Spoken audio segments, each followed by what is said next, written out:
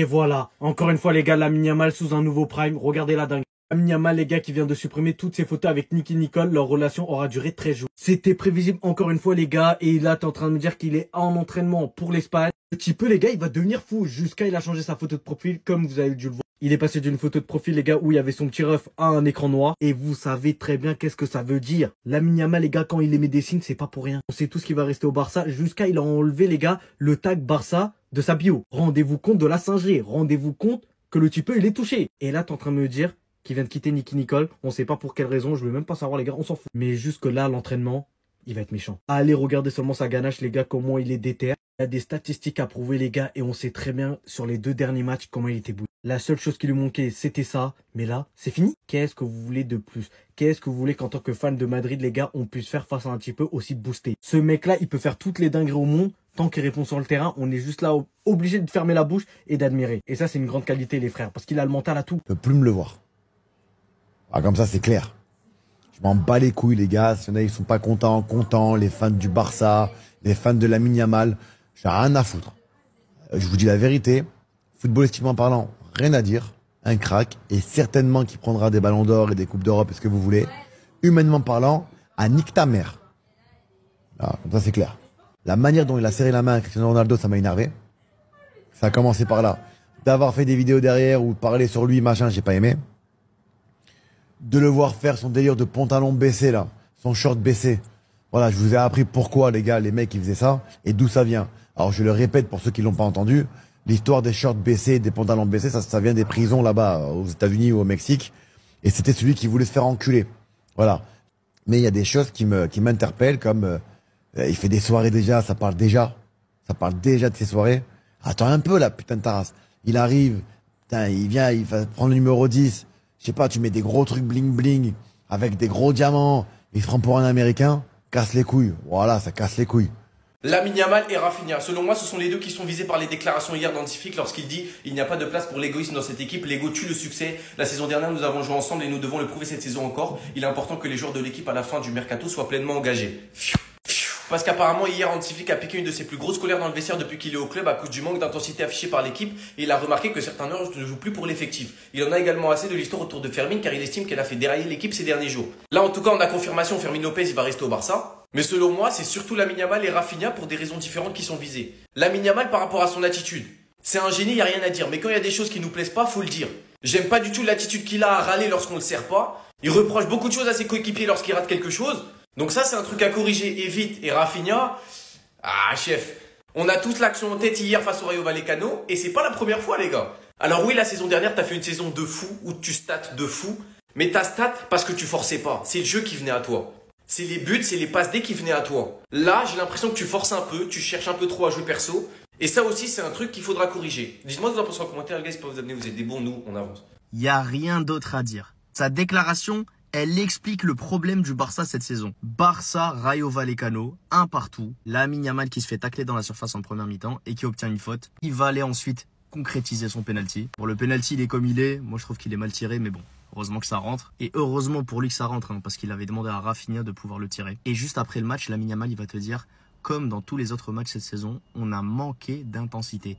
Et c'est ça le problème du Barça cette saison, les gars. C'est l'intensité.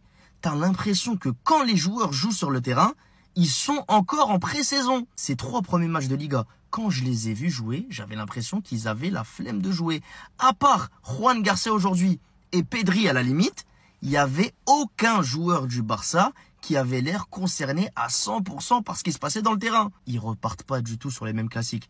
Du Rafinha qui récupère un ballon très haut mais qui manque de lucidité parce qu'il veut finir tout seul au lieu de mettre la passe en retrait à Ferran Torres. Du Dani Olmo qui se chie dessus littéralement au point de pénalty et qui n'est même pas capable de cadrer une frappe. Une défense passive. Depuis le début de saison, on se mange des buts bêtes, des buts de merde. Et encore aujourd'hui, on aurait pu perdre ce match et ça aurait été mérité.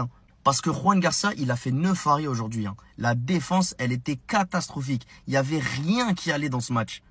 Permettez-moi de vous dire que l'humilité précède la gloire et qu'un roi est nommé par ses disciples. Wow.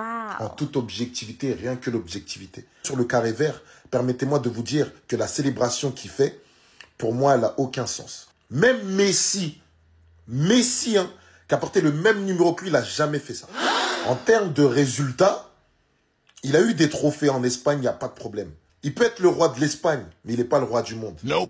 Il fait ce qu'il veut, hein. Mais s'auto-proclamer le roi, alors que tu n'es ni meilleur joueur de la Liga, ni meilleur buteur de quoi que ce soit, ni meilleur joueur de la Ligue des Champions, c'est un peu osé quand même. À un moment donné, il faut dire les termes. Je sais que vous cautionnez ça, pour vous, c'est le meilleur joueur au monde. Pour moi, en termes de performance cette année, pour moi, ça n'a pas été le meilleur. Non. Vous allez me parler du caractère impressionnant? Super, il n'y a pas de problème. La sensibilité, les émotions, ok. Mais les émotions, c'est subjectif. Parce qu'en réalité, les faits sont là et il y a eu meilleur que lui la saison dernière. Les noms, vous les connaissez. Il y en a beaucoup qui ont fait une meilleure saison que Yamal. Mais pourtant, l'autoproclamé roi déjà. Donc, c'est vrai qu'un petit peu d'humilité, ça serait plutôt pas mal. Après, ce n'est que mon avis. Vous allez défendre votre joueur parce que vous l'aimez. Il n'y a pas de problème. Moi, je suis juste objectif. À bon entendeur, moi, ce que vous en pensez dans les commentaires. J'ai peur que de Dieu. Lamine Yamal, il a fait un match de merde. Lamine Yamal, il a fait un match de merde. Comme ça, c'est dit. En fait, quand il cède à la provocation des adversaires, c'est n'importe quoi. En fait, il réfléchit même pas, les gars, wesh. Comment t'es dans un terrain calamiteux, avec des adversaires qui sont yom de toi, du penalty que t'as obtenu. Pour eux, c'est pas juste. Les supporters, ils veulent ta peau. Et toi, t'es là, tu passes ton match à provoquer tout le monde. Lamine Yamal, il a passé son match à provoquer les humains, les gars. Il jouait même plus au football. Pour moi, ça, c'est son pire match depuis longtemps, les gars. La vie de ma mère, c'est son pire match depuis longtemps. C'est que vers la fin, il a eu 2 occasions de provoquer pour de vrai. Quand il est dans celle-là, il est insupportable, les gars. Le match, il est tendu de baiser. Calme-toi, ma gueule. Calme-toi, wesh. Et c'est là, en fait, vous voyez qu'il est grave immature encore. Quand il est fort, faut le branler, faut le dire. Quand il pue la merde, faut le dire aussi, frère. Ça y est, ma gueule. Moi, je coupe tout, moi. Cette trêve va faire du bien. Cette trêve, elle va faire du bien, frère.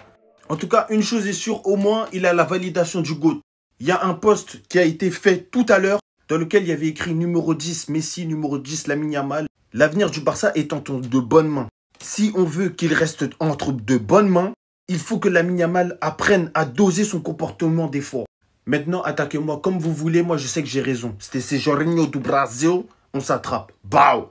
Le capitaine du Rayo Vallecano s'est énervé et a dit que le Barça était un club corrompu. Il s'est même énervé avec l'arbitre et Lamine Yamal. Et Lamine Yamal a dit qu'il n'était pas encore à son meilleur niveau, je vais tout vous expliquer. Juste après le match, Palazón a déclaré que l'arbitre leur a avoué que c'était pas un penalty. Et aussi, il a dit que c'est toujours la même chose contre la même équipe, en parlant clairement du Barça. Quand l'arbitre a sifflé le penalty, Palazón ne voulait même pas écouter Lamine Yamal parce qu'il le regardait même pas dans les yeux. Et dès que Lamine Yamal a commencé à s'expliquer, Palazón a juste levé les mains et a commencé à protester. Puis il s'est carrément retourné, il a donné son dos à Lamine Yamal. Mais Yamal n'a pas aimé du tout et du coup il l'a poussé à se retourner vers lui et il lui a dit: pourquoi tu me donnes ton dos? Et aussi, tu n'as pas vu que c'était clairement un penalty? Mais Palazón s'en est juste allé et Lamine Yamal a dit à Rafinha qu'il allait se charger du penalty. Et pendant ce temps-là, Palazón a continué à se plaindre à l'arbitre en lui demandant pourquoi il avait sifflé penalty, parce que pour lui la faute faisait partie du jeu. Et même le banc du Rayo Vallecano avait l'air très frustré. Après le match, un flic n'a pas défendu son équipe en disant qu'il ne méritait pas plus d'un point. Et Lamine Yamal aussi a déclaré qu'il pouvait être meilleur cette saison, qu'il n'était pas encore à sa meilleure forme, que oui les statistiques étaient bonnes mais qu'il s'en fout, il sait qu'il peut faire mieux.